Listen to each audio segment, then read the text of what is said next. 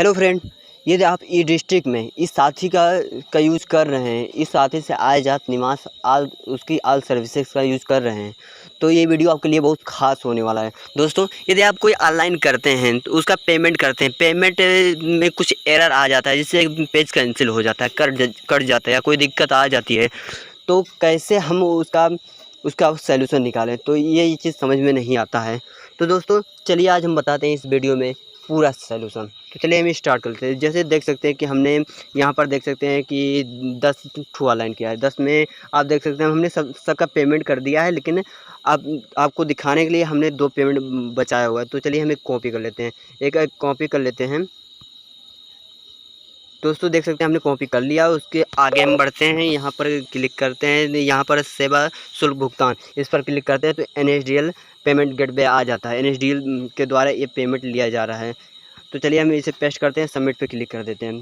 Click करते हैं तो दोस्तों देख सकते हैं एक पेमेंट का मात्र 15 रुपये ही कट रहा है। तो चलिए हम सबमिट, यहाँ पर हम प्रोसीड विथ पेमेंट पे क्लिक करते हैं। प्रोसीड विथ पेमेंट पे क्लिक करेंगे तो प्रोसीड होगा, उसके आगे बढ़ते हैं। तो चलिए हम आगे बढ़ चुके हैं। तो यहाँ पर आप पेमेंट कर सकते हैं, जैसे पे यूजिंग डेबिट कार्ड, आप रुपये डेबिट कार्ड का यूज़ करके पेमेंट कर सकते हैं। यदि आप रुपये डेबिट कार्ड नहीं है तो आप अदर सर्विस का यूज़ करके पेमेंट कर सकते हैं।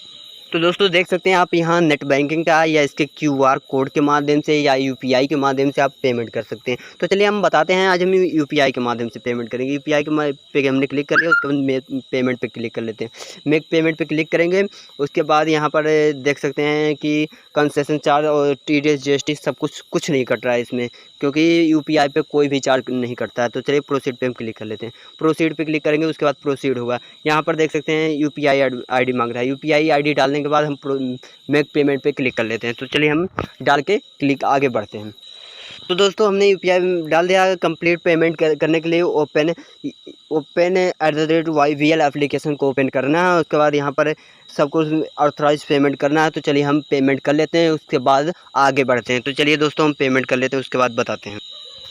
तो दोस्तों देख सकते हैं हमने पेमेंट कर लिया। उसके बाद देख सकते हैं आगे बढ़ रहा है। यहाँ पर देख सकते हैं पेमेंट करने के बाद ये सर्चिंग करता है। सर्चिंग करने के बाद देख सकते हैं यदि आपका तुरंत अगर पेमेंट सक्सेसफुल नहीं होता है या कैंसिल हो जाता है या इस तरीके से आता है, उसके बाद आपसे किसी भी तरह कट जाता है या कोई भी सर्वर इशू आ जाता है, तो आपको क्या करना है, आपको दोबारा पेमेंट नहीं करना है, क्योंकि आप दोबारा पेमेंट नहीं कर सकते हैं। तो चलिए हम इसे सुरक्षित पर क्लिक कर देते हैं और यहाँ पर देख सकते हैं 15 रुपये का रिसीविंग मिल जाता है। किसके नाम से, सब पूरा डिटेल मिल जाएगा।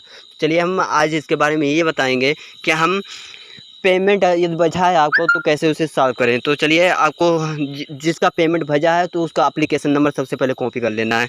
तो चलिए हम एप्लीकेशन नंबर कॉपी कर लेते हैं। कॉपी करने के बाद दोस्तों आपको यहाँ पर सेवा शुल्क भुगतान पे क्लिक करना है। इस पर भुगतान पे क्लिक करेंगे, उसके बाद यहाँ एप्लीकेशन नंबर डालेंगे, उसके बाद पेस्ट करेंगे, उसके बाद सबमिट करेंगे तो आपको ये इस प्रकार का रिसीविंग मिलेगा। यदि आपका पेमेंट बचा हुआ तो इस प्रकार का रिसीविंग आपको मिलेगा। उसके बाद सबमिट सुरक्षित कर देना, उसके बाद आपका पेमेंट सक्सेसफुल हो जाएगा। और यहाँ पर देख सकते हैं ये पेमेंट हो चुका है। तो यहाँ पर लिखा है you have already save your application, आपका पेमेंट हो चुका है, तो यहाँ पर ऑलरेडी सेव बताएगा। तो चलिए दोस्तों आपको समझ में आया होगा कि आपका पेमेंट बच जाए तो इससे कैसे क्या करना है। तो दोस्तों मिलते हैं अगली वीडियो में।